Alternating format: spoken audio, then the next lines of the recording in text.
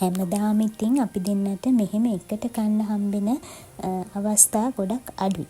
ඉතින් ඔන්න අදත් එයා ගෙදර. ඒ නිසා උදේ කෑම අපි දෙන්නම එකට ඉඳගෙන කියව කෑවා. කොහොමත් මේ වගේ අවස්ථා එනවා අඩුයිනේ. මොකද ඇත්තටම දැන් ගෙවන ජීවිත හරිම කාර්යබහුලයි. ඉතින් ඒ අතරතුරේ ආදරණීයයන් එක්ක මෙහෙම එකතු වෙන්නත් අපි වෙලාවක් හදාගන්න ඕනේ අනිවාර්යෙන්ම. මොකද මම අර හැම වෙලේම කියනවා වගේ මේ මොහොතවල් නැවත නැවත අපිට ආයේ එන්නේ නැති නිසා. ඉතින් ඔන්න මම පැස්ට කනවා. හැබැයි එයා කන්නේ මොනවද කියලා වීඩියෝ එක දිගටම බලන්නකෝ. එයා කන්නේ ගුණ දේවල්. එයා උදේම බත් කෑවා. මොකද එයා මේ අනම්මනම් කෑම වලට වැඩිය කැමති නෑ.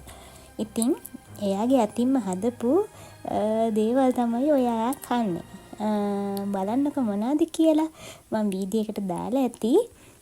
ඉතින් එයා ටිකක් කාලා මම පැස්ට කාපු හින්දා ඒකට වැඩිය පැපොල් හොඳයි කියලා ගුණයි කියලා මට ටිකක් තියලා ගිහිල්ලා. මේ ආදරේ හැමදාමත් හැමෝටම ලැබෙන්න ඕනේ. සතුට සැනසීම ආදරණීය ලෙස ලැබිලා සතුටින් හැමදාම හැමෝම ජීවත් වෙන්න ඕනේ.